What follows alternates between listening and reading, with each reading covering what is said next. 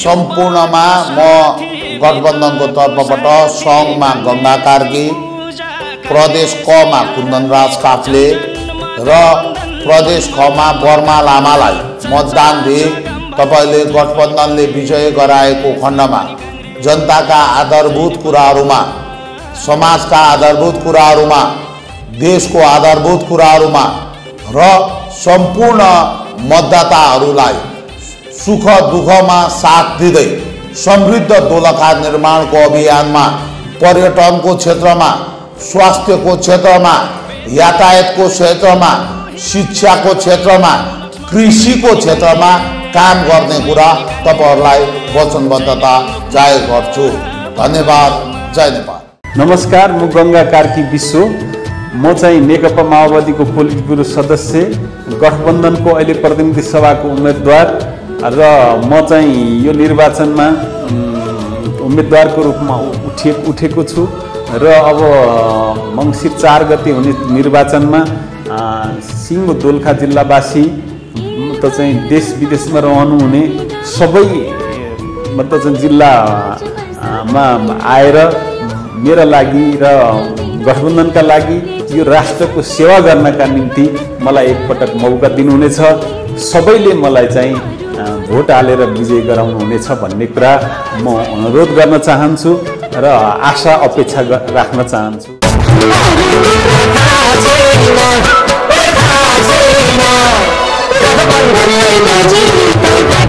नमस्कार, म बर्मा लामा, गठबन्धनको तर्फबाट प्रदेश खको उम्मेदवार हुँ। मलाई यहाँहरूले मतदान गरेर विजय गराउनु होला। हाम्रो गठबन्धन दलमा नेकपा माओवादीको तर्फबाट गङ्गा बहादुर कार्की प्रतिनिधि सभामा उठ्नु भएको छ। त्यस्तै प्रदेश कबाट कुन्दनराज काफ्ले उठ्नु भएको छ।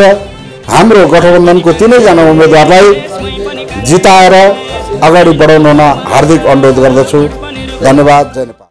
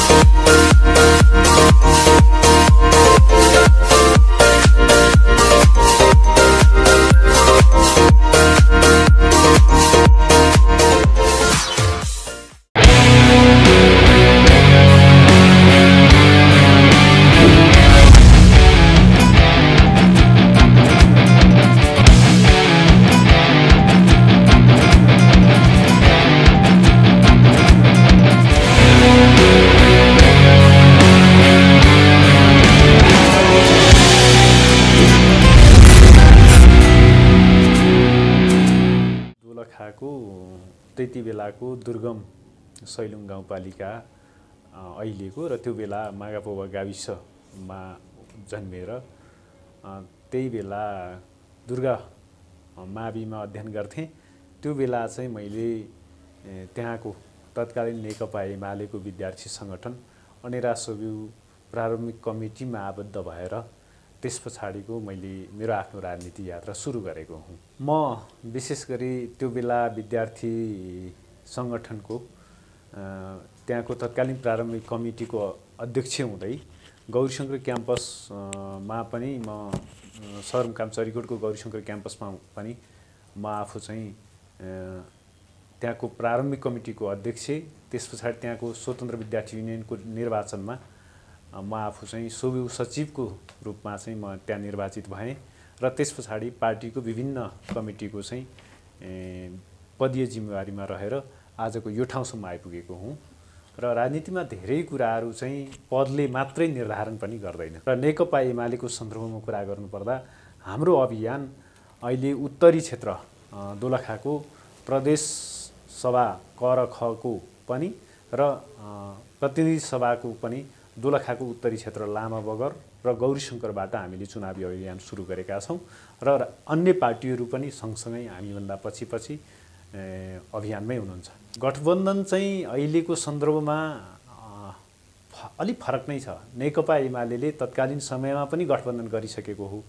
त्यो गठबन्धन र अहिलेको गठबन्धन बिल्कुलै फरक छ, किनकि त्यो बेलाको गठबन्धन भावनात्मक हिसाबले, सैद्धान्तिक हिसाबले, विचारको हिसाबले गाइडेड थियो र अहिलेको गठबन्धन कसरी मिल्ने, कसरी चाहिँ यो देशको चाहिँ राज्य सत्तामा पुग्ने र त्यो चाहिँ अहिले नाफा कसरी लिने भन्ने मात्रै हो। त्यसो हुँदाखेरि पहिलाको गठबन्धन र अहिलेको गठबन्धनको भिन्नता यही हो। हामीले सिधा कुरामा भन्नुपर्दाखेरि पहिला हामी नेकपा एमाले र तत्कालीन नेकपा माओवादी केन्द्र बीचको जुन गठबन्धन थियो, त्यो गठबन्धन पार्टी एकतासम्मको चाहिँ अलि लामो चाहिँ भिजन र दृष्टिकोण राखेर चाहिँ गठबन्धन भएको थियो।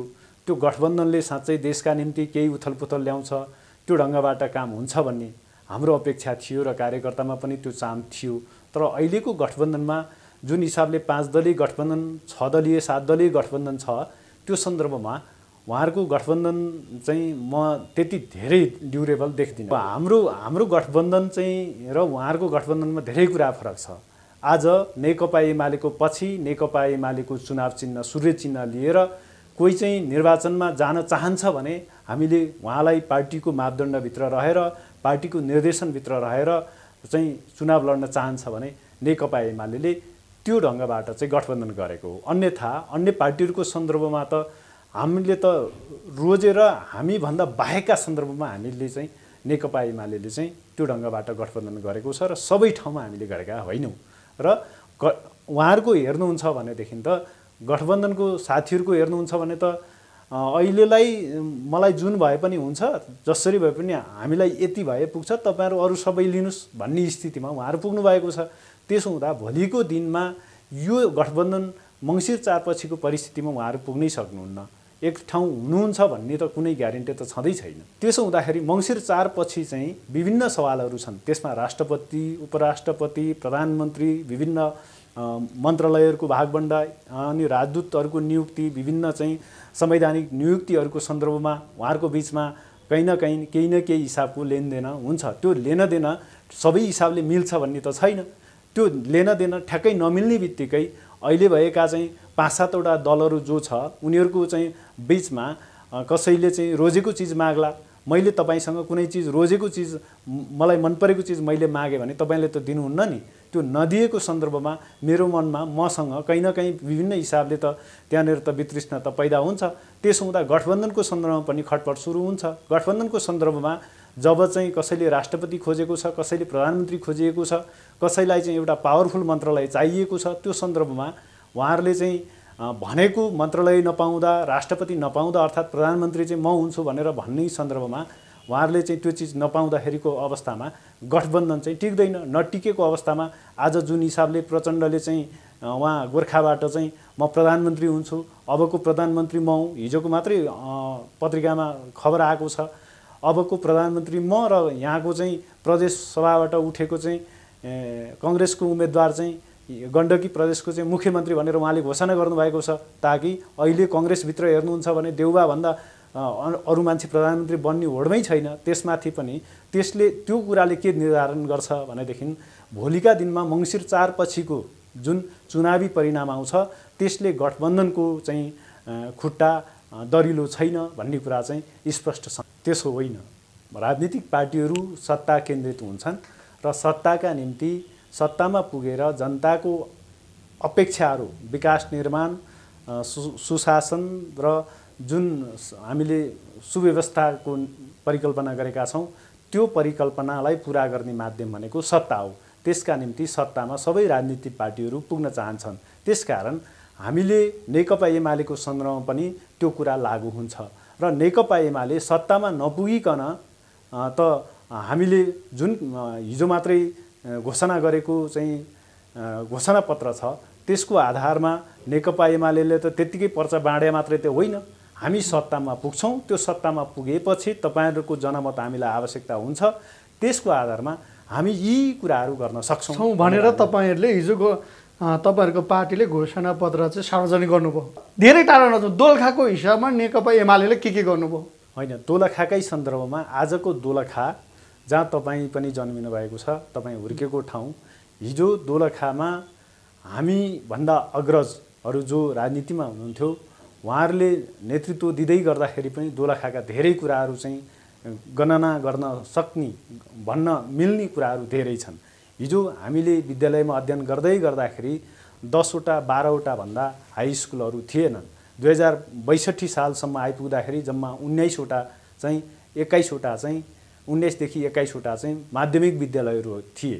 तर अहिले माध्यमिक विद्यालयहरू धेरै छन्। शिक्षाको क्षेत्रमा हेर्नुहुन्छ भने गाउँ गाउँमा +2हरू प्रशस्त छन्, पढ्ने फ्याकल्टीहरू चाहिँ फरक छन्। +2 मात्रै आएर पनि हुँदैन नि त। त्यहाँनिर व्यवस्थापनको पक्ष, मानविकी चाहिँ संकाय, अन्य विषयहरू पनि हामीले गाउँ गाउँसम्म पुर्याउन सकेका छौँ। त्यति मात्रै होइन, दोलखाकै सन्दर्भमा हामीले हेर्ने हो भने शिक्षाको क्षेत्रमा टेक्निकल स्कुलहरू चाहिँ, कलेजहरू चाहिँ हामीले त्यहाँनिर चाहिँ देख्न सक्छौँ, पाउन सक्छौँ।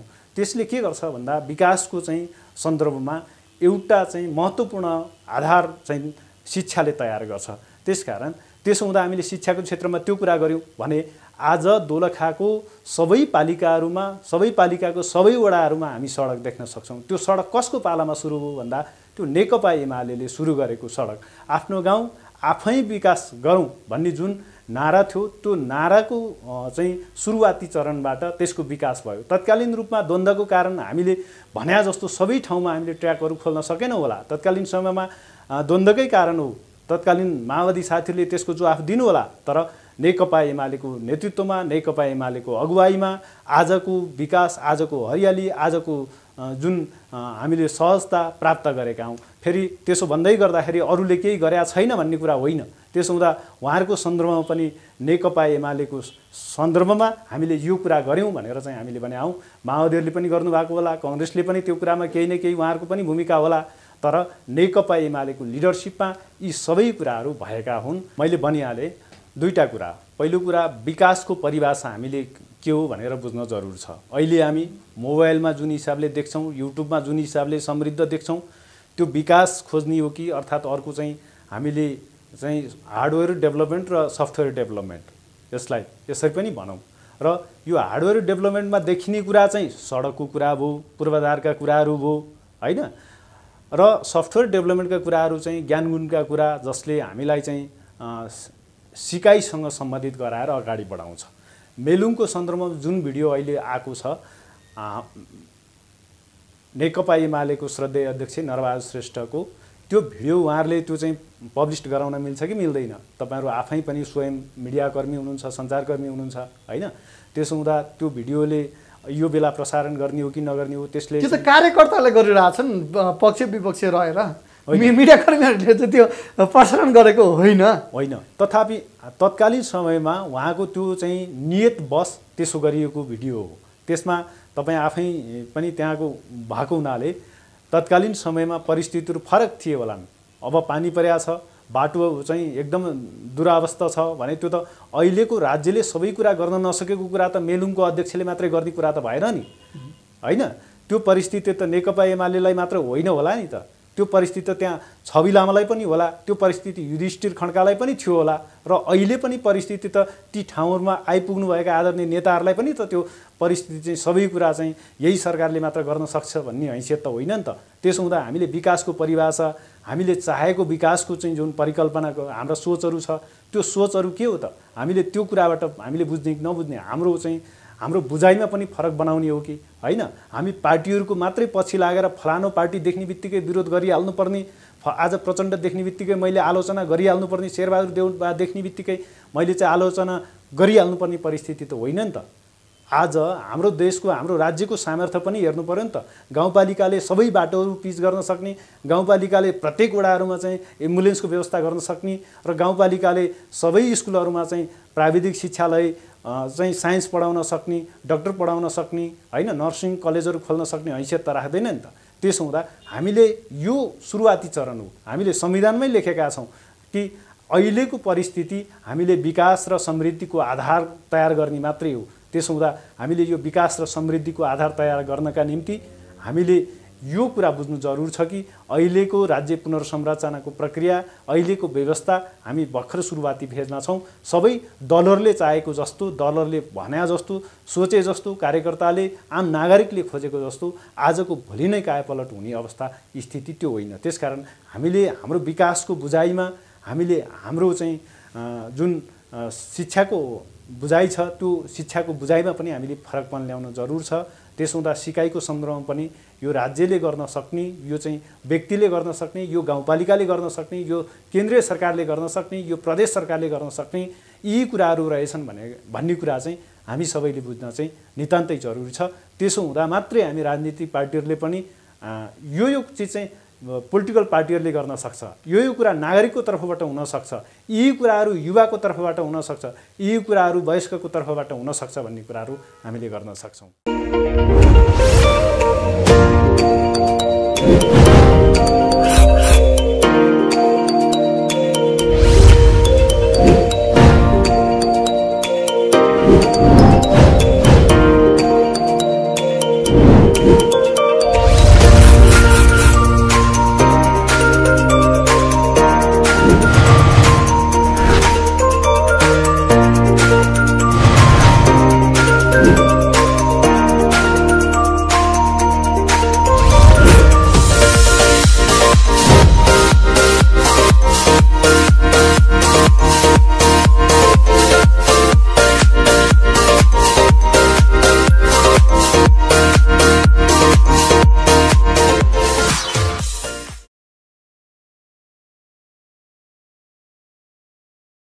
पहिलो कुरा त गङ्गा कार्कीको यो भनाइ नै राजनीतिक भनाइ होइन।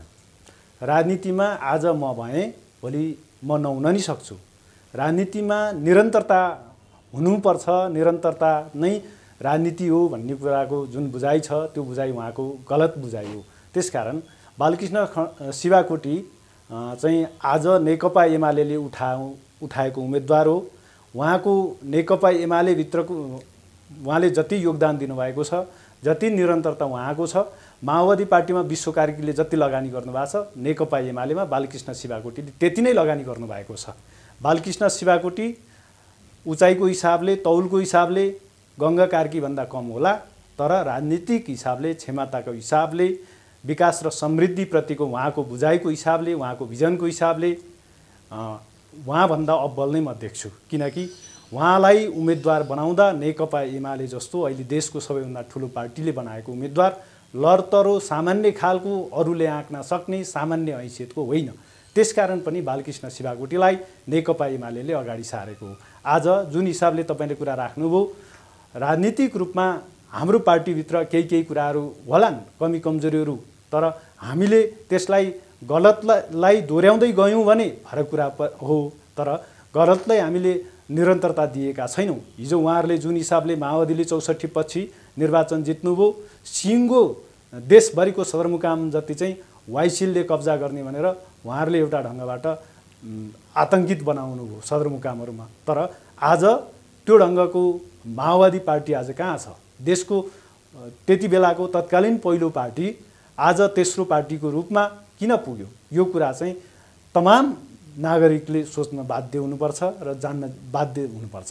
र उहाँहरूको मुख्य कुरा त के थियो भने राजनीतिको सन्दर्भमा विश्व कार्की र बालकृष्ण शिवाकोटीको सन्दर्भमा उहाँले जुन हिसाबले कुरा गर्नुभयो, विश्व गङ्गा कार्की विश्व त यो पार्टीको सन्दर्भमा यो संसदीय व्यवस्था नै गलत हो। यो संसदीय व्यवस्था हामी कम्युनिस्टहरूले अवलम्बन गर्ने होइन। त्यसकारण यो जुन संसदीय व्यवस्था छ यसको अन्त्य हुनुपर्छ र एकतन्त्रीय हिसाबले वामपन्थी सरकारको चाहिँ निरन्तरता हुनुपर्छ, एकतन्त्रीय सरकार हुनुपर्छ भनेर उहाँहरू हिजो त्यसरी चाहिँ क्रान्तिको सुरुवात गरेको मान्छे हो। आज नेकपा एमाले जसलाई उम्मेदवार बनाइएको छ, उहाँ त जुन ढङ्गले यो देशको व्यवस्था छ, बहुदलीय व्यवस्थालाई स्वीकारेर बहुदलीय व्यवस्थालाई चाहिँ निरन्तरता दिनुपर्छ र बहुदलीय व्यवस्था नै जनताको समृद्धि र विकासको महत्त्वपूर्ण आधार हो भनेर चाहिँ उहाँ यो पार्टीमा लाग्नु भएको हो। त्यसकारण आज हामीले उठाएको उम्मेदवार र उहाँहरूको गठबन्धनको उम्मेदवारमा धेरै नै भिन्नता छ र उहाँले उठाउनु भएको कुरा चाहिँ बिल्कुलै अराजनीतिक छ, नकारात्मक टिप्पणी हो। विशेष गरी यसलाई कसरी बुझौँ भनेदेखि जिरी अस्पताल आज चाहिँ टङ्क जिरेल हिजो त्यहाँको नगरपालिकाको मेयर साहब हुनुहुन्थ्यो, आज नेकपा एमालेको एकजना कार्यकर्ता हुनुहुन्छ र अहिलेको निर्वाचनको कमान्डर हुनुहुन्छ। तर टङ्क जिरेललाई चाहिँ इन्डिकेट गरेर जुन हिसाबले टिप्पणी गरिएको छ त्यो टिप्पणी चाहिँ आजको जनता स्वयंलाई त्यहाँको हस्पिटलले त्यहाँको चाहिँ जो बासिन्दाहरू हुनुहुन्छ त्यहाँको अहिलेको व्यवस्थाले उहाँहरूलाई जवाफ दिइसकेका छ। इभन चाहिँ टङ्क जिरेलले हस्पिटल बेचिएको भए आज जिरी अस्पताल भनेर हामीले नामाकरण गर्न पाउँदैन थियौँ नि त, होइन? उहाँ नेकपा एमालेको त्यति बेलाको मेयर साहब भएको हुनाले आज उहाँको नाम चाहिँ बारम्बार त्यहाँका चाहिँ केही खालका तत्त्वले लिइराख्या हो। किनकि टङ्क जिरेललाई अरू हिसाबले चाहिँ प्रहार गर्न सकिएन, टङ्क जिरेललाई अरू हिसाबले चाहिँ खुइल्याउन सकिएन। उहाँलाई एमालेको नेता बनाएर एमालेलाई प्रहार गर्न सकिन्छ भन्ने आशयले टङ्क जिरेललाई प्रहार गर्न खोजिएको हो। त्यसको हामी घोर भर्त्सना गर्न चाहन्छौँ। र अर्को कुरा उहाँहरूले के बुझ्न जरुर छ भनेदेखि जिरी अस्पताल अहिले पनि जिरीमै छ। जिरी अस्पताल हिजो जस्तो थियो त्योभन्दा अझ राम्रो भएर अहिले पनि चलिराखेको छ। जिरीमा त हस्पिटल मात्रै होइन नि त, जिरीको मेयरको त सिङ्गो जिरी चाहिँ समृद्ध बनाउने, सिङ्गो जिरीलाई चाहिँ हेर्ने, सिङ्गो जिरीको शैक्षिक अवस्था हेर्ने, सिङ्गो जिरीको विकासको रूपहरू चाहिँ परिवर्तन गराउने उहाँको चाहिँ दृष्टिकोण हो नि, उहाँको जिम्मेवारी पनि हो नि त। तत्कालीन रूपमा त्यो थियो नि त। तर अहिले पनि आएर उहाँ चाहिँ सत्ताबाट हटिसकेको, उहाँको ठाउँमा अर्को व्यक्ति पुगिसकेको अवस्थामा पनि आज टङ्क जिरेलमाथि प्रहार गर्नु छ भने त्यो चाहिँ उहाँहरूको गलत सोचाइ र गलत चाहिँ बुझाइ हो। त्यसकारण आज तर भने जस्तो नेकपा एमाले विकास त गर्न सकेन नि, होइन? यो कुरा विकास अघि पनि मैले भने विकासलाई हामीले दुईटा कुराबाट बुझ्न जरुर छ, हार्डवेयर र डेभलपमेन्ट, के अरे चाहिँ हार्डवेयर डेभलपमेन्ट र सफ्टवेयर डेभलपमेन्ट। तपाईँले हार्डवेयर डेभलपमेन्ट खोज्नुहुन्छ भने त्यहाँनिर सडकको पूर्वाधारहरूको हेरौँ, होइन? सफ्टवेयर डेभलपमेन्ट हेर्नुहुन्छ भने अरू व्यवहारिक कुराहरू हेर्नुहोस्, होइन? त्यसमा कति फरकपन आयो भन्ने कुरा हो। आज तपाईँले अहिले चाहिँ जिरीदेखि के अरे चाहिँ खिम्तीसम्मको चाहिँ खिम्ती खोलासम्मको चाहिँ बाटो पिच गर्नु पर्यो भने जिरीको बजेटले पुग्दैन। आज त्यहाँ एउटा चाहिँ गतिलो खेल मैदान बनाउनु पर्यो भने जिरीमा गएको बजेटले पुग्दैन। त्यसका निम्ति केन्द्रीय सरकारसँग प्रदेश सरकारसँग हामीले चाहिँ स्रोतहरूको लागि आग्रह गर्नुपर्छ। त्यो स्रोत केन्द्रीय सरकारमा पहुँच जसको हुन्छ उसैले मात्रै लैजाने परिस्थिति छ। त्यसो हुँदा उहाँको सामर्थ्य केन्द्र सरकारसँग पुगेन होला, उहाँको सामर्थ्य प्रदेश सरकारसँग पुगेन होला। त्यसकारण आज हामी विकासको सन्दर्भमा जिरी केही पछाडि पर्यो होला। तर त्यसैलाई आधार मानेर जिरीमा विकास हुँदै भएन, जिरी चाहिँ बनाउनै सकेन एमालेले भन्ने कुरा होइन। अहिले पनि जिरीमा नेकपा एमालेकै नेतृत्वमा जिरीको स्थानीय सरकार छ, तर त्यहाँ केही न केही प्रभावकारी कामहरू भएकै छ, हुन्छ पनि। र त्यसलाई जुन ढङ्गले चाहिँ हिजोको सरकारले निरन्तरता दिएका कुराहरू छ त्यो कुरालाई पूर्णता गराउनतिर त नेकपा एमालेको त्यो ढङ्गले तयारी त भइ नै हाल्छ।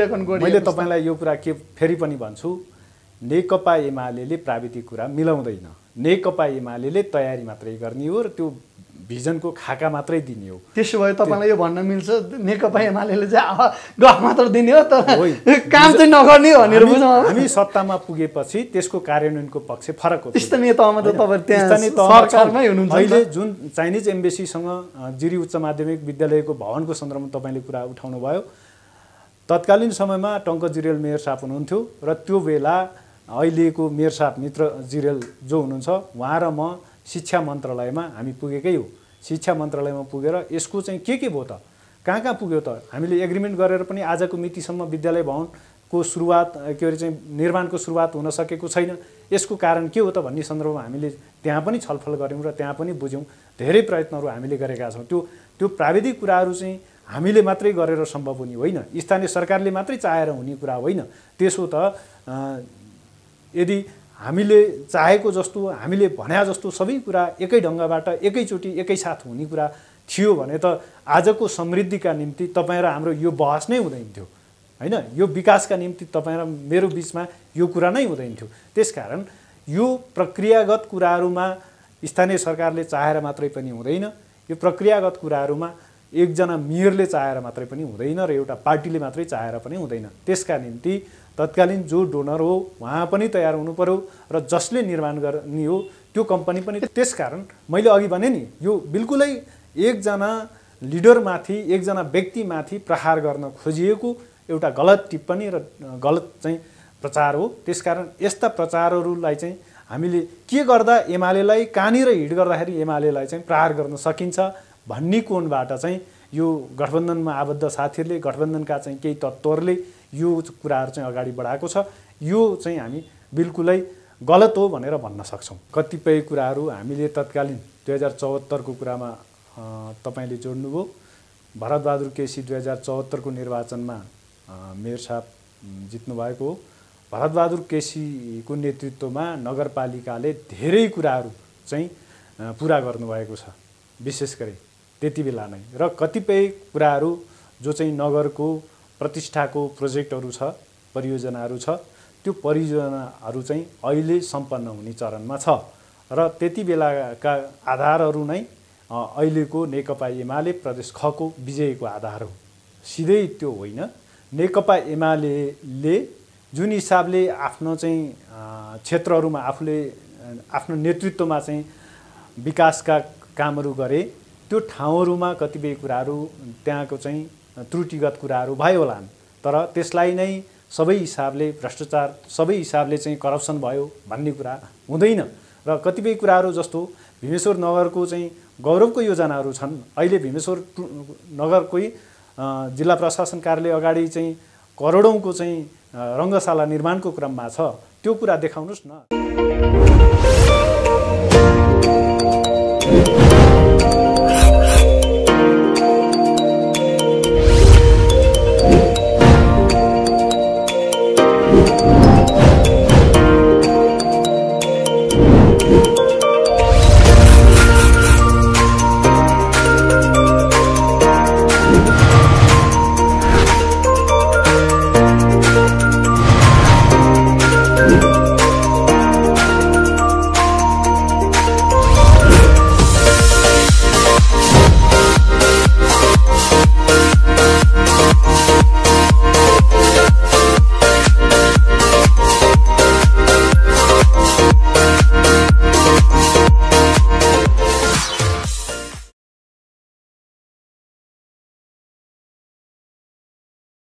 भएको छैन, लथालिङ्ग अवस्थामा छ। त्यसकारण मैले अघि भने नि त केही समय अगाडि मात्र गठबन्धनका उहाँकै प्रतिस्पर्धी बर्मन लामाले भन्नुहुन्थ्यो मेरै कार्यक्रम मार्फत एकदम लथालिङ्ग छ, एमालेले केही पनि गरेको छैन भनेर उहाँले पनि आरोप लगाउनु भएको छ।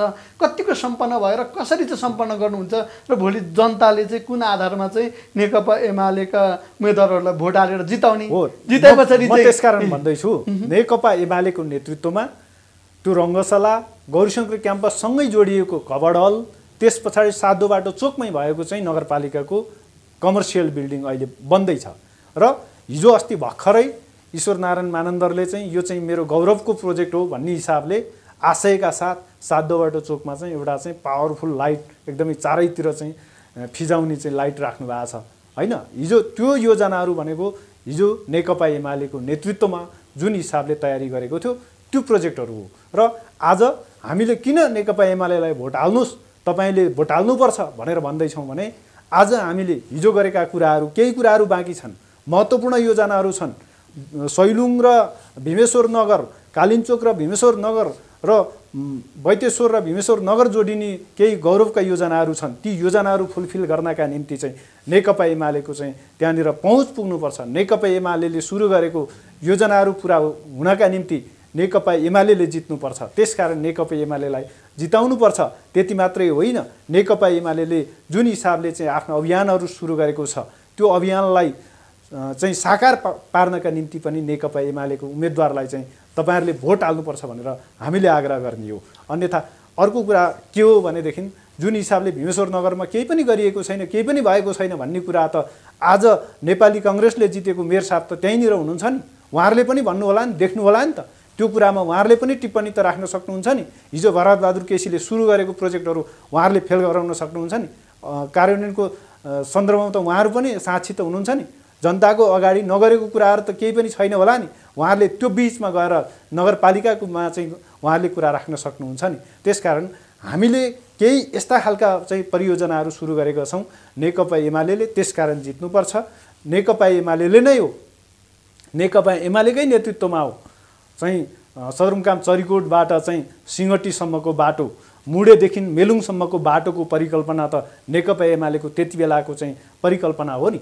दोलखाको समृद्धिका लागि नेकपा एमाले सुरु गरेको भिजन हो नि। त्यसकारण आज केही पनि भएको छैन।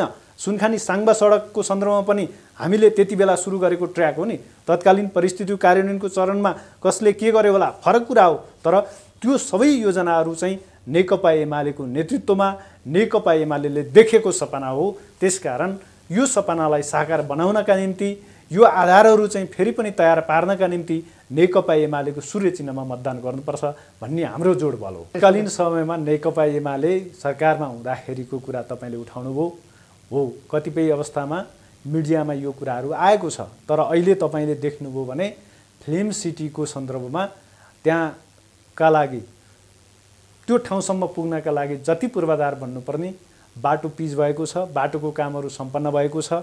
त्यहाँनिर चाहिँ माथि फिल्म सिटी जहाँनिर हो त्यहाँनिरसम्म अहिले स्ट्रक्चरको काम हुँदैछ र त्यसका निम्ति यदि नेकपा एमाले त्यो चाहिँ नेकपा एमालेको नेतृत्व थिएन भने त्यो काम आज सम्पन्न हुँदैन थियो। र त्यो बेला त तपाईँको नेतृत्वले त फिल्म सिटी त पोखरातिर पुर्याउनु भएको थियो नि। होइन, फिल्म सिटी एक ठाउँ मात्रै होइन, फिल्म सिटी थुप्रो ठाउँ बन्न सक्छ। व्यापारिक केन्द्रहरू आज विराटनगरमा छ, पोखरामा छ, काठमाडौँमा छ। त्यसै गरी फिल्म सिटी पनि आज दोलखामा बन्यो पहिलो फिल्म सिटी, र भोलि पोखरामा पनि बन्न सक्छ। त्यो फिल्म सिटी भोलि विराटनगरमा पनि बन्न सक्छ, अर्थात् धरानमा पनि बन्न सक्छ। यो फिल्म सिटी बन्ने सन्दर्भमा त्यति धेरै ठुलो विषय होइन, तथापि दोलखाले यो पहिलो अवसर पाएको छ, दोलखाले त्यो महत्त्वपूर्ण मौका पाएको छ। त्यो सन्दर्भमा हामीले केसम्म गरेका छौँ भने प्रदेशले छुट्याएको बजेट तत्कालीन चाहिँ मान्य मन्त्री पार्वत गुरुङ, त्यस पछाडि त्यति बेलाको प्रदेशसभा खको चाहिँ प्रदेशसभा सांसद पशुपति चौलागाई उहाँहरू सहित र मुख्यमन्त्री डोरमणि पौडेल र त्यहाँको चाहिँ मुख्य सचिव सहित बसेर खर्च कसरी गराउने, त्यहाँ बजेट चान्चुन 6 करोड जति बजेट चाहिँ फ्रिज जाने अवस्था थियो। त्यो बजेटलाई चाहिँ कसरी चाहिँ त्यहाँ खर्च गर्ने भन्ने सन्दर्भमा आजको भोलि कुन ढङ्गबाट चाहिँ खर्च गर्न सकिन्छ, त्यसको चाहिँ रूपरङ्ग कसरी तयार गर्ने भन्ने आधारसहित हामीले त्यति बेला छलफल गरेर त्यसलाई चाहिँ प्रक्रियागत ढङ्गले काम सम्पन्न गराउनुपर्छ भनेर हामीले त्यति बेला पनि तत्कालीन रूपमा चाहिँ छिटो फास्ट ट्र्याकबाट त्यो काम कसरी छिटो गर्न सकिन्छ भनेर चाहिँ हामीले त्यति बेला गरेका थियौँ। र आज तपाईँ हेर्नुहुन्छ भने अहिले पनि चाहिँ निर्माणको चरणमा चाहिँ फिल्म सिटी छ। त्यो फिल्म सिटीलाई जसले आज चाहिँ राजनीतिक चाहिँ इस्यु बनाउन खोजिरहेको छ, साथीहरूले त्यहाँ पुगेर त्यहाँ घुमेर त्यहाँको स्ट्रक्चर हेरेर चाहिँ त्यो कमेन्ट गर्न म आग्रह गर्न चाहन्छु। जसरी तपाईँ दोलखाबाट राजनीति गर्दै गर्दै युवा हुनुहुन्छ, जस्तो पछिल्लो समयमा राजनीतिमा यो देख्न थाल्यो कि जब युवाहरू चाहिँ राजनीतिमा प्रवेश हुन्छ नि, कि टेन्डरको लागि ठेक्कापट्टाको लागि मात्र हो। पहिलो कुरा हामीले राजनीतिलाई व्यापारसँग जोडिनु भएन, राजनीतिलाई व्यवसायसँग जोड्नु भएन। राजनीति र व्यवसाय फरक कुरा हो, राजनीति र व्यापार फरक कुरा हो, र राजनीतिक नाफा र व्यावसायिक नाफा फरक फरक हुन्छ। त्यसको हामी तुलनात्मक हिसाबले हामीले बिल्कुलै त्यसलाई चाहिँ मूल्याङ्कन गर्न राजनीतिमा अहिले देखिएको चाहिँ जुन कुरा उठाउनु हो यो कुरा चाहिँ विकृत पक्ष हो। हरेक पक्षको हरेक चिजको राम्रो र नराम्रो पक्ष हुन्छ। राजनीतिमा अहिले तपाईँले उठाउनु भएको कुरा नराम्रो पक्ष हो। त्यसकारण यो नराम्रो पक्षलाई हामीले निर्मूल पार्नका निम्ति हामी जतिको जो राजनीतिमा अहिले सक्रिय छौँ, यो सक्रिय युवाहरूको भूमिका त्यो कुरालाई पनि निर्मूल पार्नुपर्छ, ताकि राजनीतिले विकासलाई डोर्याउने हो, राजनीतिले समृद्धिलाई डोर्याउने हो, राजनीतिले नीतिलाई डोर्याउने हो, राजनीतिले संस्कारलाई इस्टाब्लिस गराउने हो, स्थापित गराउने हो। त्यसकारण राजनीतिमा हामी लाग्दैछौँ भने, राजनीति बुझ्दैछौँ भने हामीले के का निम्ति राजनीति गर्ने? मेरो बिजनेसमा नाफा हुन्छ भनेर म एमालेमा लागेको होइन, मेरो व्यवसाय चाहिँ राजनीति हो भनेर म एमालेमा लागेको होइन। म देखिएको छ नि त दाइ, होइन, यो बिल्कुलै गलत बुझाइ हो। त्यसकारण त म तपाईँलाई भन्दैछु, राजनीतिमा हामीले हाम्रा बुझाइहरू फराकिलो बनाउन जरुर छ। राजनीतिमा हामीले विचारहरू पढ्न जरुर छ। पहिलो कुरा त म एमालेमा लाग्दैछु भनेदेखि एमाले के का निम्ति चाहिँ स्थापना भएको पार्टी हो, एमाले कसको पार्टी हो, कुन वर्ग एमालेका लागि उपयुक्त छ, एमालेमा के का निम्ति लाग्ने हो, यो कुरा हामीले बुझ्न जरुर छ। आज जो साथीहरू चाहिँ पार्टीमा लाग्दै हुनुहुन्छ, जो साथीहरू चाहिँ पार्टीमा चाहिँ आफ्नो चाहिँ स्थान बनाउन खोजिरहनु भएको छ, उहाँहरूले मेरो पोजिसन के हो, मेरो वर्ग के हो, मैले कुन पार्टीमा लाग्दा उपयुक्त हुन्छ भनेर उहाँहरूले बुझ्न जरुर छ। आज केही भोटका लागि हामीले हाम्रा मान्छेहरू चाहिँ केही मान्छेहरूलाई चाहिँ उशृङ्खल मान्छेहरूलाई पनि प्रवेश गराएका छौँ होला, तर त्यो चाहिँ तत्कालीन नाफाका हिसाबले पोलिटिकल पार्टीहरूले गर्ने गर्दछन्। तर राजनीतिले त्यो कुरालाई कहिल्यै पनि राम्रो पक्ष मान्दैन। त्यसकारण हामीले राजनीतिमा जुन हिसाबले हामीले सोचेर लागेका छौँ, समृद्धिका लागि हामी पार्टीमा लाग्ने हो होइन, विकासका निम्ति पार्टीमा लाग्ने हो, राम्रो नीति र संस्कार बसाउनका निम्ति हामी पार्टीमा लाग्ने हो। त्यसकारण पार्टीलाई अहिले तपाईँले भन्नुभएको जस्तो ठेक्काको निम्ति पार्टी होइन, लफडाको निम्ति पार्टी होइन, मुद्दा मामला मिलाउनका निम्ति पार्टी होइन। पार्टीमा त जसले समृद्धिको अवधारणा ल्याउन सक्छ, जसले समृद्धिको विकासको खाका ल्याउन सक्छ, ती मान्छेहरू पार्टीमा लाग्ने हो। त्यसकारण आजको पार्टीको स्थिति कहिले बिग्रियो भन्नु होला भने 2064 जब माओवादीले जित्यो नि, त्यस पछाडि चुल्ठे मुन्द्रे सबैजना वाइसेल, सबैजना ठेक्का, गेट भाग, गेट कुर्नी, यो विधि कसले ल्यायो? साथीहरूले आज यो प्रश्नको जवाफ दिन सक्नुहुन्छ कि सक्नुहुन्न? अस्ति भर्खरै उहाँ चाहिँ अप्पर तामाकोसीको टेन्डर भयो, उहाँ चाहिँ वाइसेलको भाग होइन, फलानाको भाग भनेर चाहिँ साथीहरू भाग लिन जानुहुन्छ। त्यो प्रवृत्ति राम्रो प्रवृत्ति हो होइन? त्यसकारण त्यो प्रवृत्तिको पनि हामीले चाहिँ विरोध गर्न सक्छौँ। त्यो नेकपा एमालेको नाम जोडियो होला, नेकपा एमाले आजको मितिसम्म त्यस्ता खालका गलत प्रवृत्ति भएका व्यक्तिहरूलाई चाहिँ नेकपा एमालेको सदस्यता दिइएको छैन। पार्टीले सङ्गठित सदस्य दिँदाखेरि पनि मूल्याङ्कन गर्नुपर्छ। पार्टीले सङ्गठित सदस्य चाहिँ प्रदान गर्ने बेला यो मान्छे पार्टी कमिटीको हो कि होइन, यो मान्छे चाहिँ सही आचरण भएको हो कि होइन, यो ठिक छ कि छैन, पार्टी हितको निम्ति काम गर्छ कि गर्दैन भन्ने हिसाबले हामीले चाहिँ सोचेर मात्रै पार्टी सदस्यता दिने गर्छौँ। कहिलेकाहीँ राजनीतिमा आन्दोलनमा के हुन सक्छ भनेदेखि गलत मान्छेहरू पनि हामीसँग जोडिएर चाहिँ उसले आफ्नो चाहिँ तत्कालीन आकाङ्क्षाहरू पुरा गर्न खोजेको हुनसक्छ। त्यो बेला नेकपा एमालेको नाम जोडिन सक्छ, त्यसलाई हामी अन्यथा लिँदैनौँ। तर नेकपा एमाले दोलखाको सन्दर्भमा कहीँ गलत गरेको छैन र नेकपा एमाले दोलखाको समृद्धिको सन्दर्भमा, दोलखाको विकासको सन्दर्भमा जुन ढङ्गबाट आज हामी दोलखाली भनेर चाहिँ गर्व गर्ने महसुस हामीले अहिले गर्छौँ, त्यो कुरा नेकपा एमालेको नेतृत्वकै कारण हो। दोलखाको समृद्धिको आधार केही छन् जसलाई पुरा गर्नका निम्ति नेकपा एमाले जित्नुपर्छ। किनकि दोलखा त्यति धेरै सम्भावना भएको ठाउँहरू हो। दोलखा हिमालको हिसाबले पनि र दोलखा नाकाको हिसाबले पनि, दोलखा कृषि उत्पादनको हिसाबले पनि, दोलखामा वन जल यी सबै सम्भावनाको हिसाबले पनि दोलखामा समृद्धिको लागि महत्त्वपूर्ण चाहिँ स्थान हो। त्यसकारण दोलखाको विकासका निम्ति हामीले मुडे मेलुङ सडक, सुनखानी साङ्बा सडक, झुले छौडे सडक, त्यस पछाडि चाहिँ जिरीलाई अझ पर्यटकीय हिसाबले चिनाउनका निम्ति र दोलखाको सैलुङलाई अझ सैलुङ भनेर चाहिँ सैलुङ्गे भनेर जुन त्यहाँको चाहिँ आलुहरू छ, त्यहाँको कृषि उत्पादनहरू छ, त्यसलाई हामीले बजारीकरणका निम्ति र दोलखाको कालिन्चोक भगवती, दोलखाको भीमेश्वर जतिवटा पालिकाहरू छ, त्यो सबै पालिकाहरूको नामकरण दोलखाको विकाससँग, दोलखाको समृद्धिसँग जोडिएको, दोलखाको पहिचानसँग जोडिएको नाम छ। त्यो सबै नामहरूलाई चाहिँ हामीले व्यवहारमा नेकपा एमालेको नेतृत्वमा चाहिँ व्यवहारमा त्यो नामहरूलाई चाहिँ अझ परिष्कृत र अझ चाहिँ कार्यान्वयनको पक्षमा लैजानका निम्ति नेकपा एमाले जित्नुपर्छ। त्यसका कारण त्यसका साथसाथै हामीले धेरै गौरवका योजनाहरू सुरु गर्न खोजेका छौँ। त्यो गौरवको योजनाहरू त्यहाँको समृद्धिको चाहिँ आधारसँग जोडिएको हुनाले त्यहाँको समृद्धिका लागि जुन हिसाबले अप्पर तामाकोसी चाहिँ अहिले बनिसकेको अवस्थामा छ, त्यसै गरी अर्को तामाकोसी चाहिँ अहिले बन्ने चरणमा छ। ती आयोजनाहरू चाहिँ कार्यान्वयनको सन्दर्भमा, ती आयोजनाबाट चाहिँ जनतालाई लाभांश चाहिँ प्रतिफल उपलब्ध गराउनका सन्दर्भमा कतिपय प्रोजेक्टहरू चाहिँ हामीले गर्नुपर्ने छ। त्यसो हुँदाखेरि धेरै साथीहरूले यो टेलिभिजन हेरिराख्नु भएको छ र मलाई सुनिरहनु भएको छ। नेकपा एमालेको प्रतिनिधि सभामा बालकृष्ण शिवाकोटी उम्मेदवार हुनुहुन्छ। प्रदेश सभा कतर्फ नेकपा एमालेको जिल्ला अध्यक्ष नरबहादुर श्रेष्ठ हुनुहुन्छ र प्रदेश सभा खतर्फ पूर्व मेयर तथा बागमती प्रदेश कमिटी सदस्य भरतबहादुर केसी उम्मेदवार हुनुहुन्छ।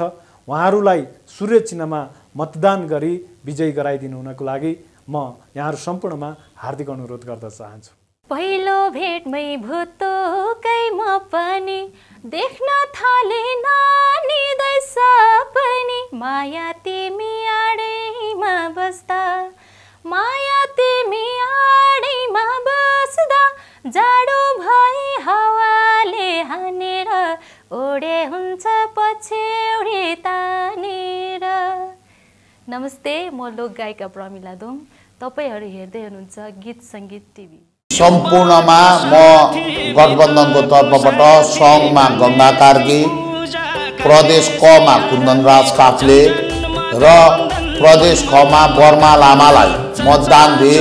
तपाईले गठबन्धनले विजय गराएको खण्डमा जनताका आधारभूत कुराहरूमा, समाजका आधारभूत कुराहरूमा, देशको आधारभूत कुराहरूमा र सम्पूर्ण मतदाताहरूलाई सुख दुःखमा साथ दिँदै समृद्ध दोलखा निर्माणको अभियानमा, पर्यटनको क्षेत्रमा, स्वास्थ्यको क्षेत्रमा, यातायातको क्षेत्रमा, शिक्षाको क्षेत्रमा, कृषिको क्षेत्रमा काम गर्ने कुरा तपाईहरूलाई वचनबद्धता जाहेर गर्छु। धन्यवाद। जय नेपाल। नमस्कार, म गङ्गा कार्की विश्व।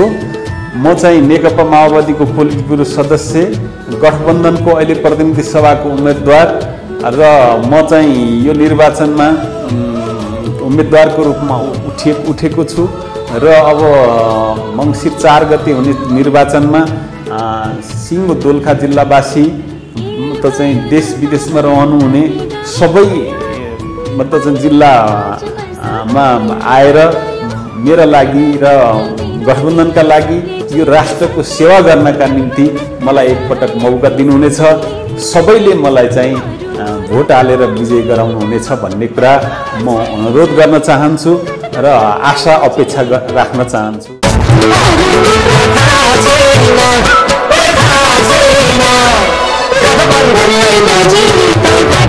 नमस्कार, म बर्मा लामा, गठबन्धनको तर्फबाट प्रदेश खको उम्मेदवार हुँ।